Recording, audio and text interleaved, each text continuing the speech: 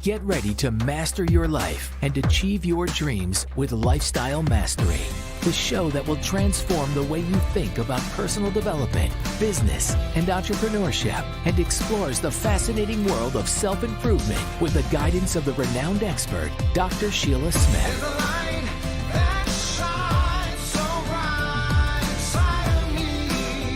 From mastering your mindset to building a successful business, Dr. Smith and her guests will inspire, educate, and empower you to live your best life.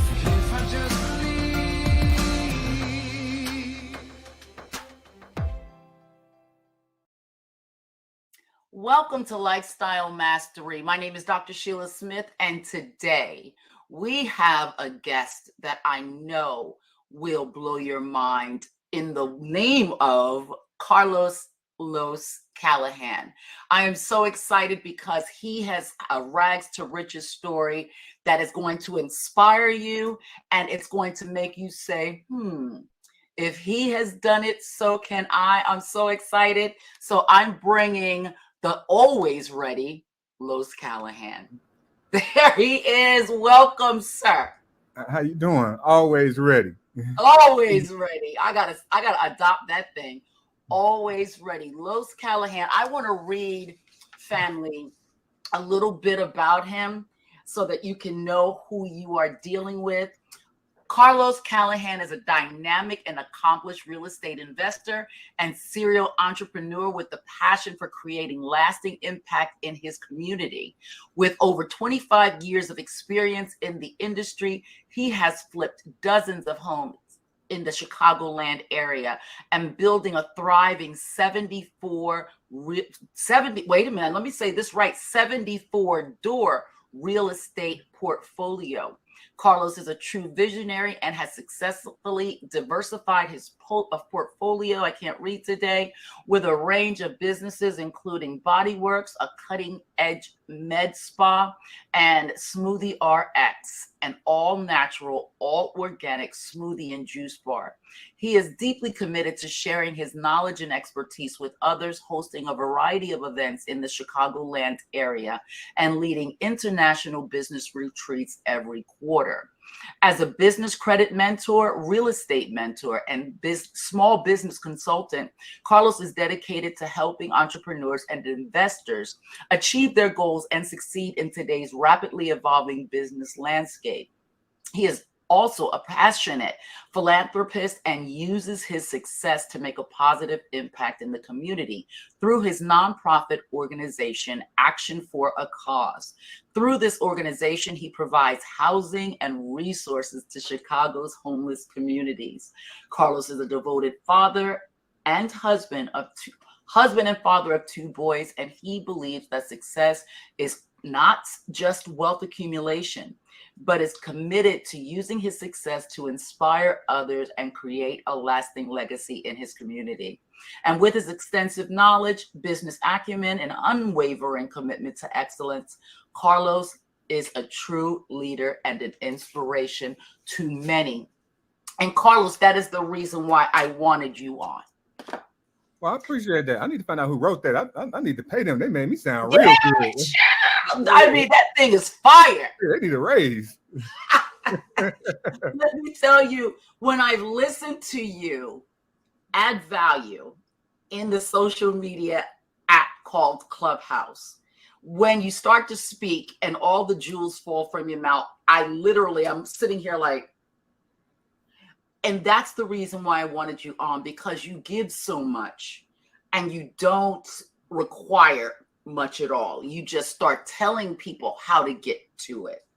So I wanted to ask you a few questions because I want my audience to know that you are someone that was like them, that is like them, in that if you have done it, they can do it too. And I wanted to focus on business today.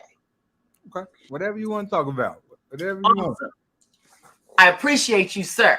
So throughout your career, how have you utilized business credit and real estate investing to open and expand businesses?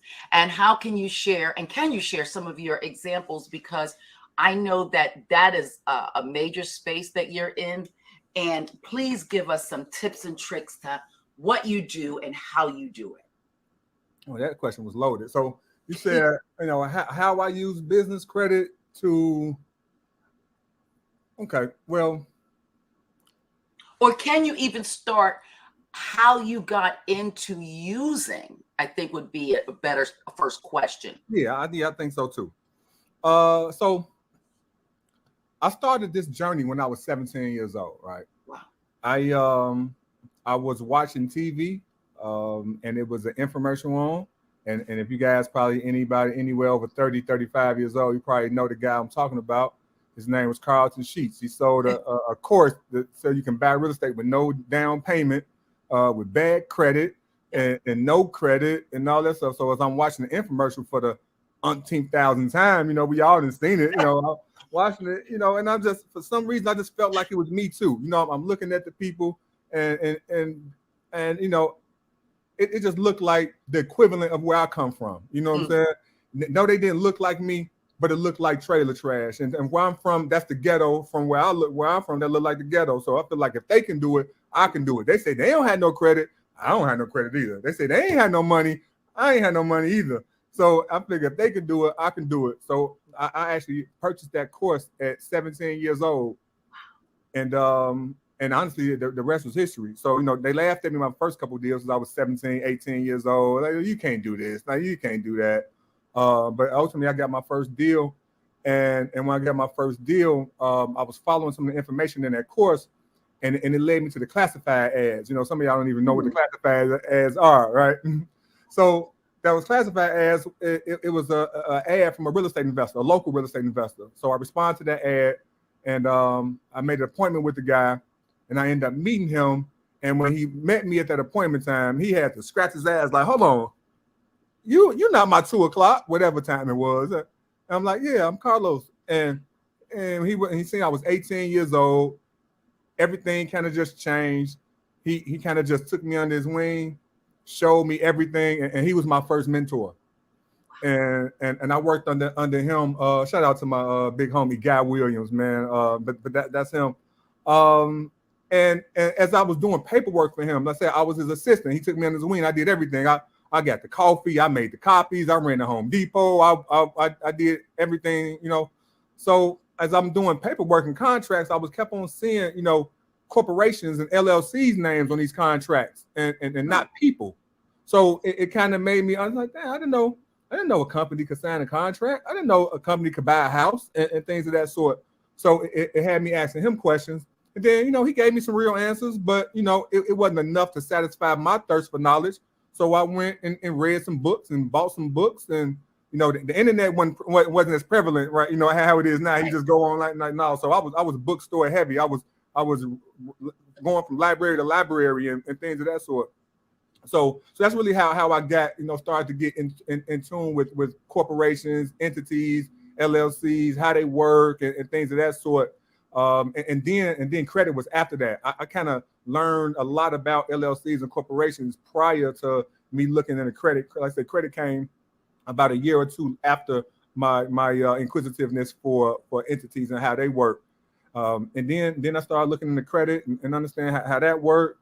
Understanding again, because I'm with him, understanding that 60 at the time, and it's still the same numbers. Actually, about 66% of deals is in real estate are funded through financing. You know what I'm saying? So it made me have to understand like what it looked like if 2/3 of the deals is going through the bank. So I started to understand what the bank want and what they look like and so forth. And then my life, everything, if I just bring it all the way up full circle, just real quick.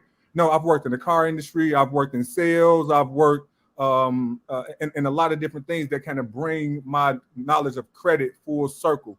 So with that, when I couldn't wait for it was my turn. It was my turn to start buying real estate and stuff and putting the company name on it and all that stuff. So that's really where it started and came from. And if I wouldn't have seen that, I can't say that I probably have dove as deep as I have with it. Probably have a general baseline understanding about it, because I think most people who in real estate and business got a general understanding of baseline knowledge of it. But if it wasn't for those instances, I'm pretty sure I wouldn't have dove deep and had an understanding that I have now for sure.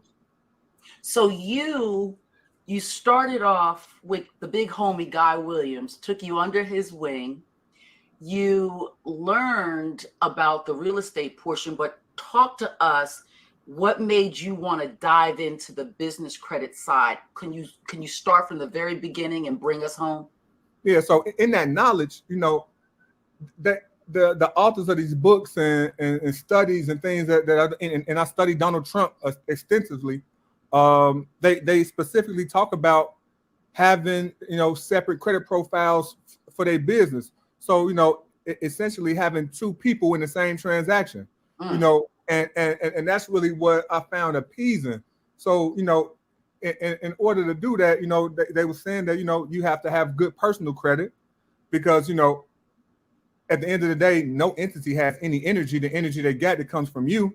And if you don't know how to have good financial skills, then typically the business that has no energy, that typically use your energy, is going to have bad financial skills as well. Okay. So it was important to kind of understand that, get my credit together, right? So I can kind of try this dance that they talked about in this book, in these books. And when you are able to separate, yourself from your entities, and essentially what we're doing is being a guarantor, saying, look, take a look at my credit and my track record and what I've done, and this is how I pay my bills, and this is how I'm going to run these particular entities as well. And these particular entities have the ability to make this amount of money because of this and that.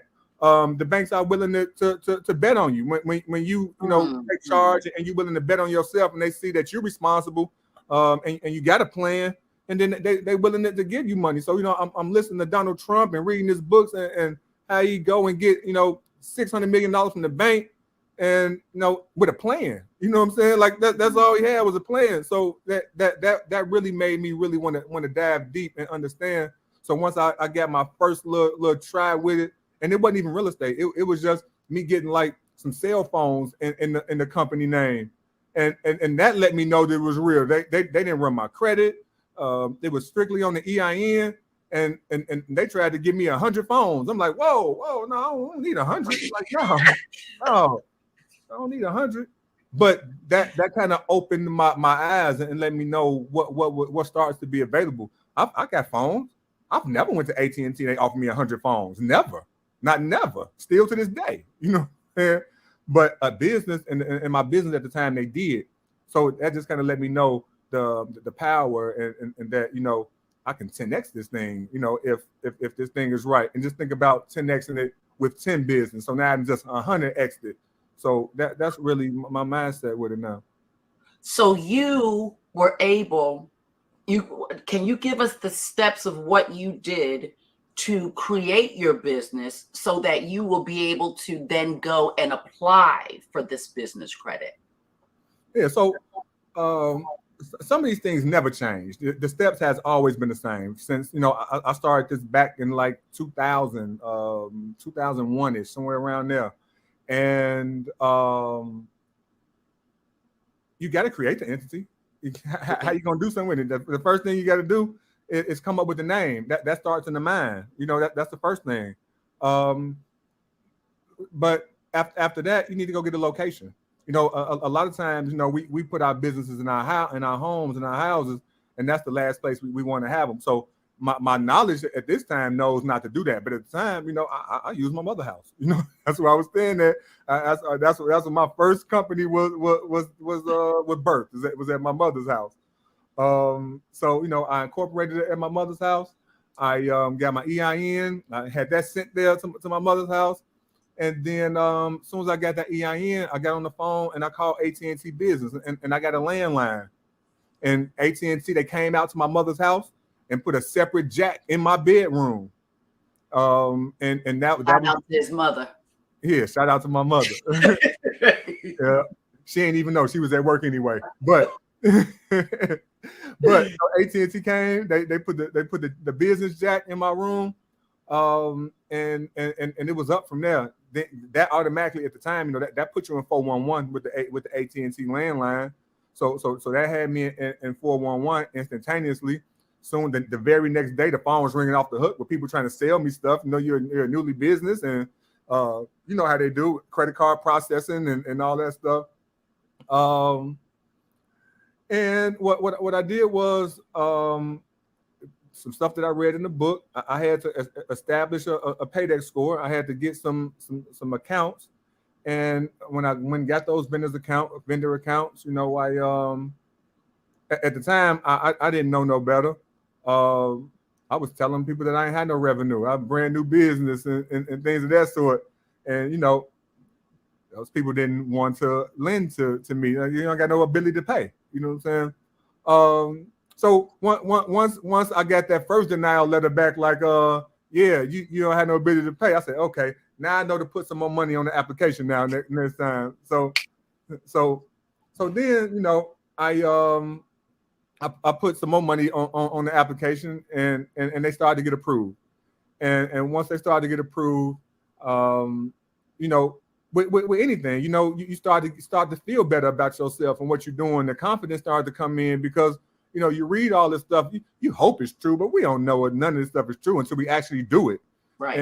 And then once I started to do it and start working out, it just, you know, it was great. And I was just following the steps. And that phone, you know, that was early, and that was like the beginning steps, you know. So, you know, when I got that phone, then it was like, okay, cool, great. And I was like, man, I wonder what I do if I get a credit card. And then, you know, I think we got I think it was an Office Depot card. And then the Office Depot card, you know, then let me know I can probably get a Staples card, and then the gas card, and then I was like, oh, well, let me start another company then. So started another company, and started and did the process and did the same thing. So now I got a couple entities. Now I don't got no real credit just yet. I got vendor credit, but it's starting to let me know it's real. And then the second credit that I got, it was a lot easier than the first because I knew what to do. And that's really how it's been. It's just been a snowball effect from those initial entities. And now I think between then and now, I've probably been in control of over 50 of these things, maybe even more. And it's I've got to the point, you know, I used to sell them. I used to build the credit up and then sell them to people for $5,000, $10,000, $12,000 a piece. Man, this business credit is something. It's something amazing. If you look at the internet now, we see every post is about business credit, trust, and health. Like it's like everybody talking about these things on the internet, and it's good. I'm glad that they're getting the conversation out there. More of our people need to hear it. It's unfortunate that everybody not stand up with it, but still in all, a lot of us don't know nothing about it, and I'm glad that people starting to get the word out and people taking advantage of it. Because I've been doing it for the last 20 years, and as you see, I tell people I show people all the time. I don't, man. It's not going to stop the banks from lending. It's not going to stop the companies from giving out terms. So, you know, I try to help and show as many people as I can. Wow. And that's so giving, because a lot of people tend to hide that information because they want it to look like they're the only ones that, you know, can get up to the top. And so that's what made me want to say, whoa, he's giving out all of this information. Come on here. So what happened after you had gotten all of these entities and you started building your credit? Talk to us about how you parlayed that over into the real estate side. Absolutely. Again, so y'all know I started in real estate. Remember, it was this course that I bought from off the TV. Carl Cheats, yes. Absolutely. So, you know, real estate was always a goal. And I personally, honestly, I didn't even start buying real estate with business credit maybe until about 7 years ago or so. Up until then, I was just perfecting it, getting other things with it, business credit cards and misusing it and all kind of things. But I say about 7 years ago, I started really using the business credit itself to start acquiring assets. I was using it maybe back then, maybe not all the way back then, maybe 10, 11 years ago to for renovations and things of that sort. I was using it to buy renovation products and to pay contractors, but I still wasn't using it for acquisitions. Okay. You know, like I said, about seven so years ago, I started doing it for acquisitions. It's I mean, it's a plethora of ways now. I know one way. So I'll give you an example. A friend of mine really loves this example, and if he watches this, he definitely gonna appreciate it. So let me tell you. Back in Chicago, it's a property. You guys can even look it up. I'll give you the address. It's 708 East 44th Street. What I did was we got the property under contract for $36,000. It was really actually for $30,000. And just maybe a week or so prior to closing, another lien popped up on it. The seller needed $6,000. It's like, all right, we'll pay it. Just go and wrap it up. So the total price ended up being $36,000 as opposed to the $30,000 that I had it under contract for. And this is how I acquired it. And so I took 4 of the high limit business credit cards that I have, right? And then I went to 4 retailers here in Chicago, and I think they nationwide. We all know Home Depot, Lowe's, and Menards is, but we got another Richard Supply Company here. It's another building supply company here, and I went into these places. I made a purchase for $10,000, and what I did was, instead of having the $10,000 all on the business credit card, I put $9,500 on the business credit card. I put $500 and the taxes and everything else on my debit card. So now, you know, it was 2 cards on this transaction. So I did that at Lowe's, did that at Home Depot, did that at Menards, did that at Richard Supply. Once all of those transactions post to the account, I go back and I do a refund. So I go back and hey, no, I don't want it no more. So they say, well, when they're doing a refund, scan it in. You know how they scan all this stuff in. Yeah. You know, they get to clicking and stuff. Oh, you got 2 cards on file. Where do you want the funds to go? Give them the last 4 digits of the debit card. So let's just say that the last 4 digits is 8892. So give them the last 4 digits of the debit card, the $9,500 from the credit, and the $500 from and plus the tax and all that stuff. All of that goes to the bank account now because it goes to the debit card.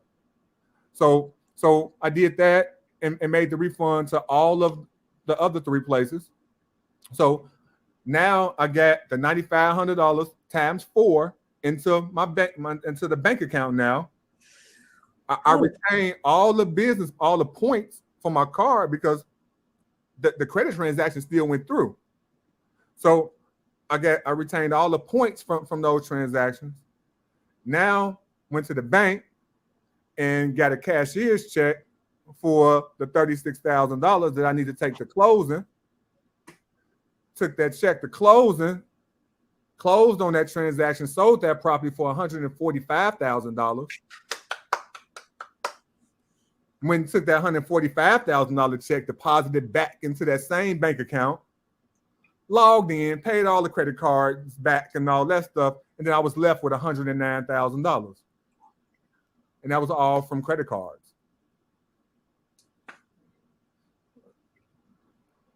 I hope y'all are listening. I hope you play this thing back, and I hope that you really, really take notes. My mind, I'm trying to keep my face from being.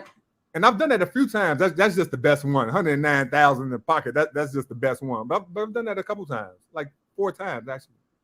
So is that how you started off? Because you got this 74-door situation. No, that's not even how I started off. That was just a deal that presented itself, and I just wanted to try doing it like that, and it worked out. But no, that wasn't the start. Like I say, I started a long time ago. I bought my first property with my son's mother and I, and we still own that property to this day. Then me and my wife, we got together in 2013, and we've been buying and doing our thing ever since. So everything that I got outside of that one property with my son's mother, everything has been acquired between my wife and I. And yeah, we started in 2013. So when did you get on the quest to get those 74 doors? I would say 2014, she and I bought our first home, and we still got that property to this day. The goal was to get to like $25,000 in passive income a month, and so that was the goal. So we need to, buy however many doors it needs to get us to that point. And then we got to that point. It was like, all right, well, now we want 100,000 a month from real estate passively. And we're not there yet right now. So that's the goal right now. So it's not going to stop at 74 until we get, we're looking to get to that 100. That may be 79. It may be 86. It may be 90. Who knows? But when we get to that 100,000 passively, then we'll come up with another goal or something like that. So you, in the beginning, you started the regular way, like everyone else does, just bought a house. But now you have gotten to the 74. So when you are looking to go higher to get more doors, are you using business credit for that, or are you using the personal side? I'm using business. Well, it's always both. Okay. Because they always gonna take a look at your credit, even though if they may not put you down on the deed or anything like that. They take a look at your credit, right? Okay. But it's always the business. So what I do is a combination. Let's just say I may buy a property. It may need $50,000 down. Instead of going to the bank account and pulling it from my bank account, I'll go and get it from a line of credit that I got from the bank. Take the line of credit, use that money as a down payment, do whatever value add that I do for this particular property. And then once I refinance, I pay the line of credit back off, and then I was in the deal with none of my own money, straight line of credit, and now able to do the deal. That's really my main strategy. I do that 1,000 times and twice on Sunday. That's really the main strategy. So share an example of a business that you helped establish or grow by providing access to business credit and utilizing real estate investments. How did you contribute to its success? So a lady reached out to me. I forget the name of her company. I could look it up, but she's in the short-term rental business. And for those who don't know, that's like the Airbnb, VRBO, and vacation homes, things of that sort. She's in that business. And, this past winter, typically the wintertime, especially like December, Christmas and all that stuff is kind of peak in a lot of places. But this, I'm in the short-term rental business myself and some of my real estate holdings also. But this particular December, it wasn't as great as some of the others. It was just a downturn. And I think that she was like over leveraged in her situation. Another thing was she do what we call Airbnb arbitrage, where she don't own the unit, so she got a lot of rents and things of that sort. And when you do those, a lot of times those rents are personally guaranteed by you and so forth. So she reached out to me in was it February, beginning of February, saying it had really been tough, and she needed some funding, or she wasn't gonna be able to make some of her payments. And if she don't make her payments, her credit gonna go down to doo-doo, and if her credit go down to doo-doo, then it's gonna be hard for her to even move forward in business, because in real estate we need our credit. Even though, like I say, they don't necessarily personally guarantee us all the time, they still take a look at it. Yeah. And in order to kind of save her, I asked her some questions, asked her how much money does she make per month and so forth. And when she told me how much money that she make, even in the down market, she was still doing $25,000 to $30,000 a month.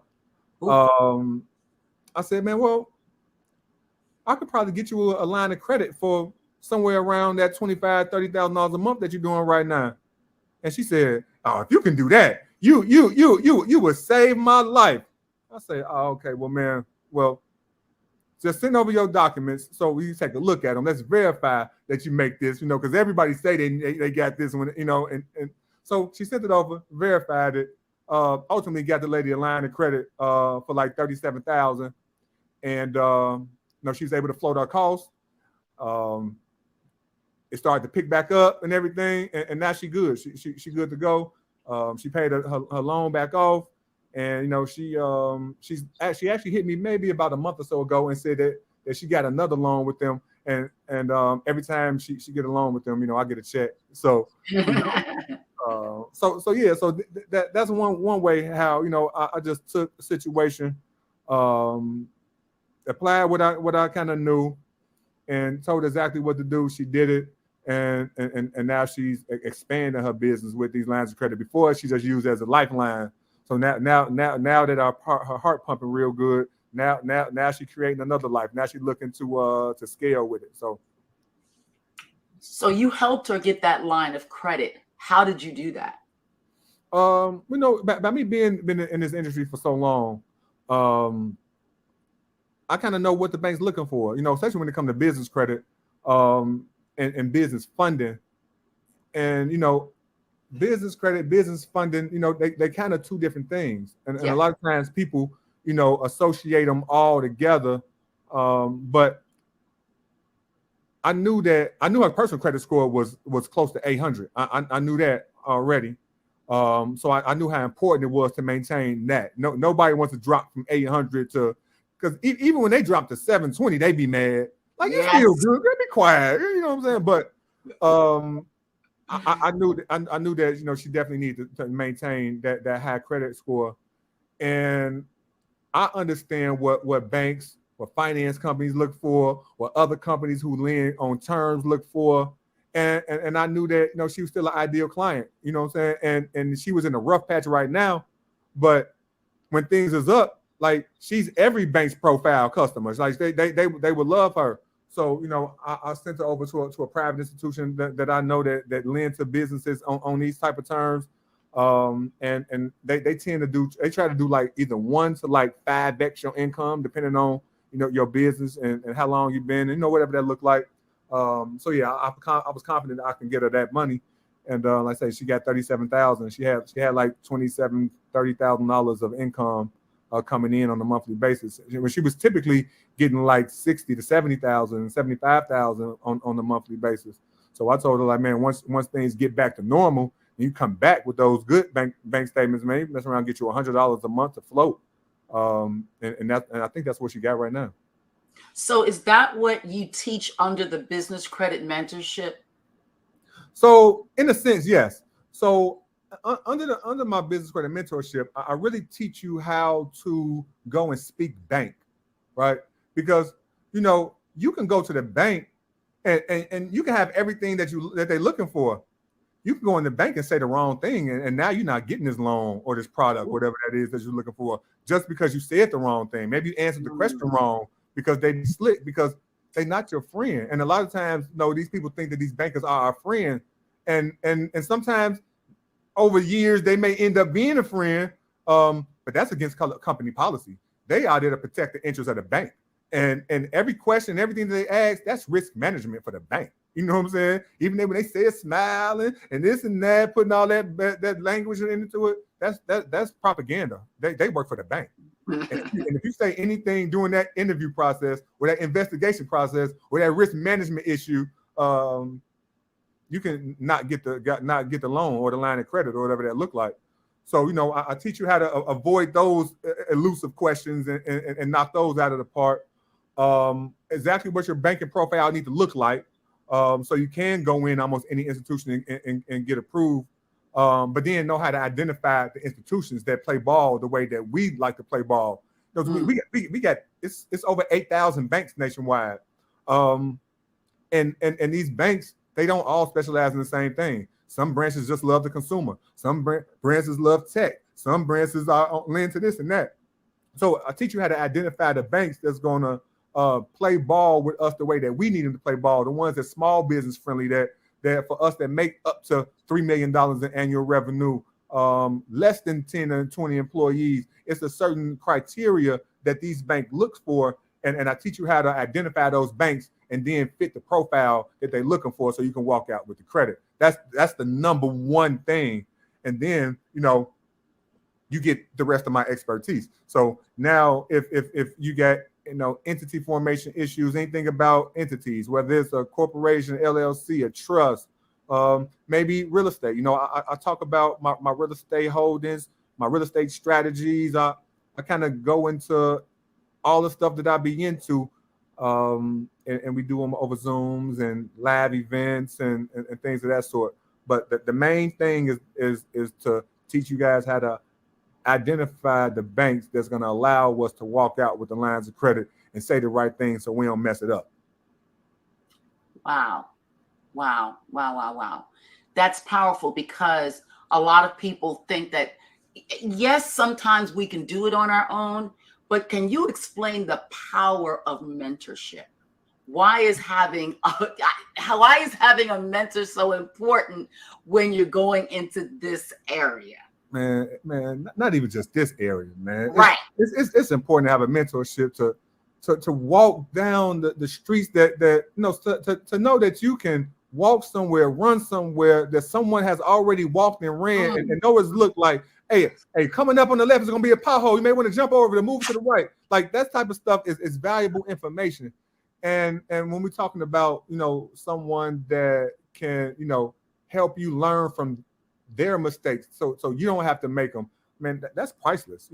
For me, I've had real estate mentors, and because of these real estate mentors, I know I've dodged some bullets. I know because of what they taught me, I look at these things a lot differently than someone who don't. And when I think about the mentees and my mentees and what they say to me, man, I got mentees. Man, I got people who not even mentees who been to the bank, got declined, came and had a consultation with me. They ain't even signed up for me or nothing. Had a consultation with me, and double back on the bank and then got approved. I got one guy on Clubhouse. He went and got $1.25 million in credit, and he not in my mentorship at all. Wow. So it's a lot, man, and I really got a passion for letting the people learn this stuff, because the bank's gonna keep lending. I got millions of dollars in lines of credit, and I don't even count credit cards as funding. I got a shit ton of business credit cards, but I don't even count that. I only count the lines of credit. Now, why do you only count the lines of credit? Because that's really liquidity. Okay. Now, credit card, can we make it liquid? Absolutely. But I got to go through the ringer. Yeah. I got to sign up for program, plastic. I got to do this. Line of credit, I go right in the bank. Or not even. I can pull out my checkbook, because most of them just give you a checkbook, and go right to town. And most of us who in business, especially like a lot of my clients and mentees, they older. Like I don't have a lot of younger clientele. They older, and they not really up with technology and know about all the new ways to pull money off a credit card. That's too much for a lot of them. And it's too much for me. Like, I don't want to do all that. I just want to go. I want to be having a smooth transaction. Now, will I do it? Absolutely. I will. I don't mind, but I want the least path, the path of least resistance. And that's going to be a line of credit. When let's just say, my smoothie bar, let's just say my payroll is short because it's ugly now. The customer's not coming in. How long is it going to take for me to go try to figure out how to take this money off a credit card so I can pay my employees and things of that sort? No, check. I can take this check from this line of credit, deposit it right into my business bank account that I do my general everything out of, and make payroll with that if that's what I needed to do. If I need to show that so I can put that as proof of funds so I can buy the new building that my new business is going to go on, I can do that. I can't do that. I can't show them, well, look, I got 12 credit cards right here. I can turn this into cash. Like, no, they're not trying to hear that. But if I showed them my line of credit that was sitting at $300,000 with Fifth Third Bank, that's good to go. I can go anywhere and do a deal with that. So for me, it's just easy use. It's most accessible, and I think that we get the most benefit from the line of credit. And that's just me personally. Shout out to anybody who go funding from credit cards. I'm not knocking it, but for real business owners, they don't have time to be trying to pull money off cards. They need the liquidity now. You are a philanthropist. What made you go into that area, and what is your nonprofit about? Man, I've been in philanthropy a very long time. Honestly, I've always been a giver. That's been my spirit. Um, you know, it started with like our real estate company. You know, my wife and I, we run a real estate brokerage fifth group here in Chicago. She a managing broker, sponsoring broker.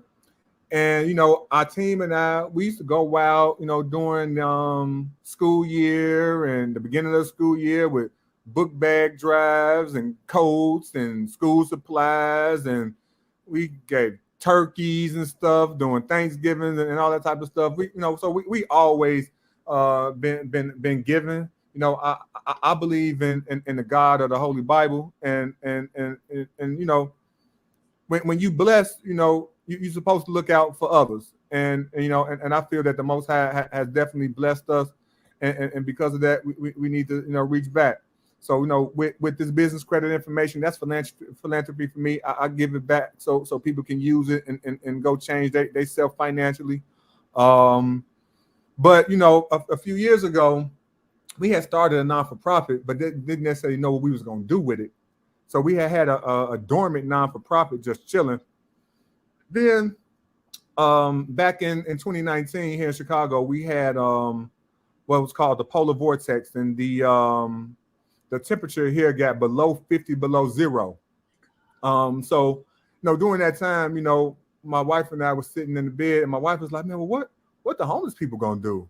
It's gonna be freezing, man." So she got on the phone and got to call in hotels around Chicago and say, "Hey, I want to get 30 rooms, and I want to bring the homeless population there."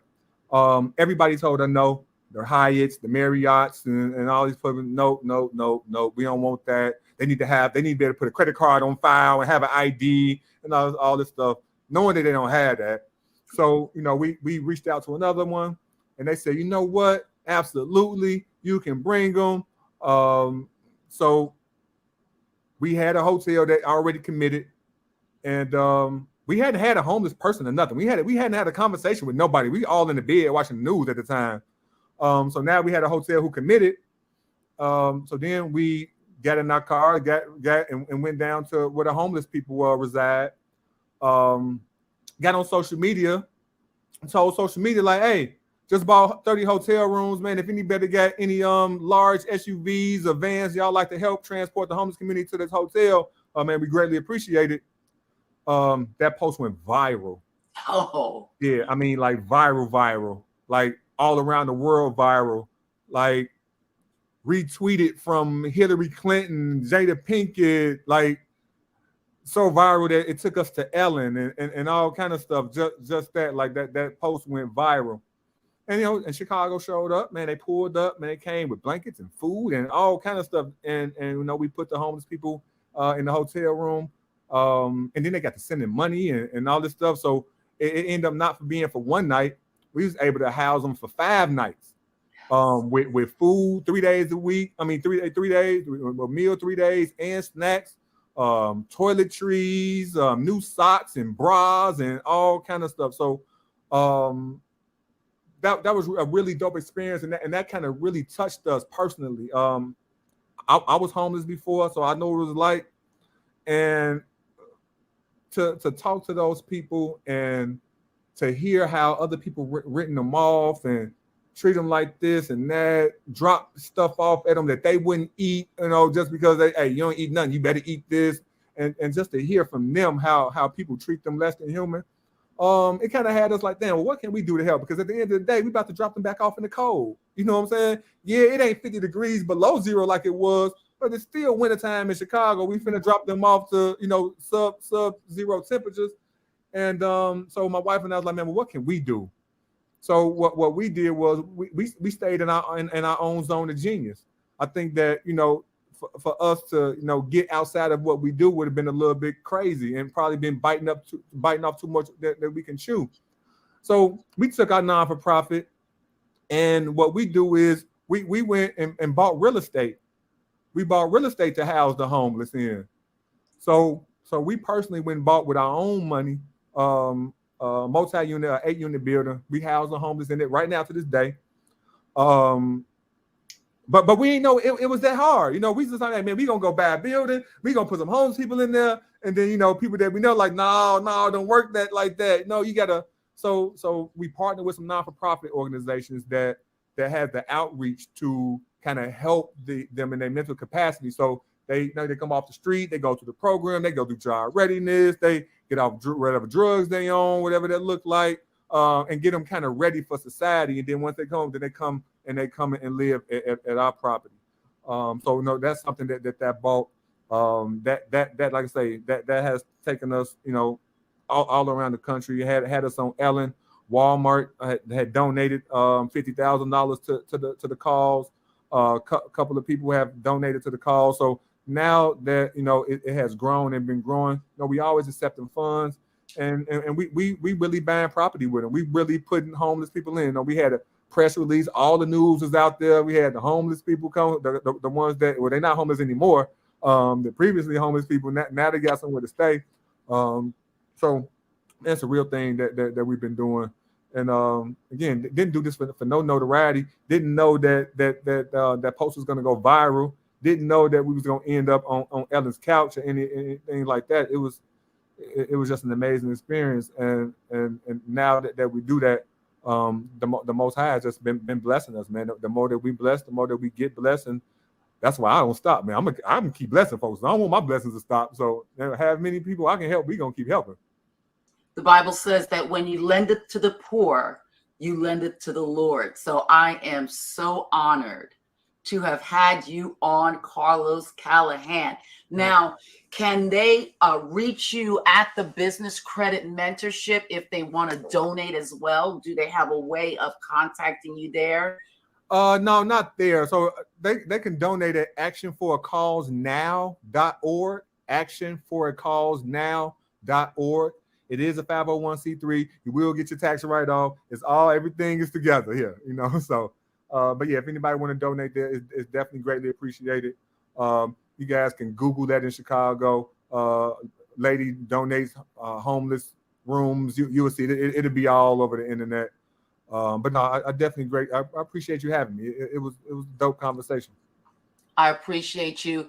And we will see you on the next episode of Lifestyle Mastery. Thank you so much for coming. No, thank you for having me. I appreciate it. Thank you, dear. Thanks for joining us on Lifestyle Mastery with Dr. Sheila Smith.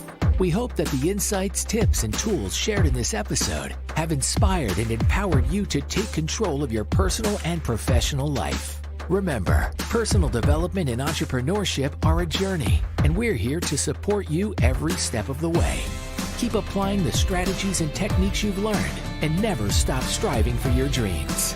We'd love to hear from you. Please share your feedback and success stories on our website or social media platforms. And don't forget to subscribe to Lifestyle Mastery for even more expert insights and inspiration. Thanks again for being a part of our community. We look forward to continuing this journey of growth and success with you. And we'll see you again on our next episode.